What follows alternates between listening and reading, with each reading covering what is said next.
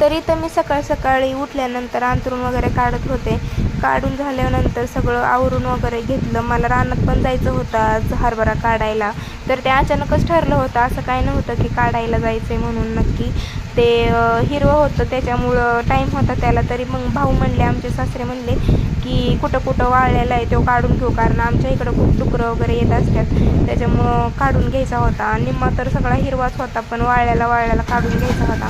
त्याच्यामुळं मला पटापटा उरकायचं होतं. आणि मी तर उरकत असताना शिवांश पाहून बाहेर आला, काय माहिती भाऊने कुठेही चालू केली की त्याला नाचायला सुचतं. त्या कुटीच्या आवाजानेच तो नाचत असतो.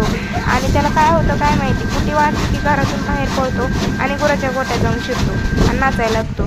तरी तर मग आम्ही सगळं काम वगैरे उरकून उन्हातच, म्हणजे ऊन पडलं होतं 9 वाजताच, इकडं लय ऊन लागतं, त्याच्यामुळं जास्तच ऊन लागतं. त्याच्यामुळं आम्ही लवकरच गेलो होतो. सगळं सोयाबीनच म्हणते, सॉरी, हरभरा वगैरे काढायचा झाला. हिरवा हिरवा होता ते ठेवला बरं का आम्ही. आणि चला तर हे हरभरा काढताना तुम्हाला दाखवते. बा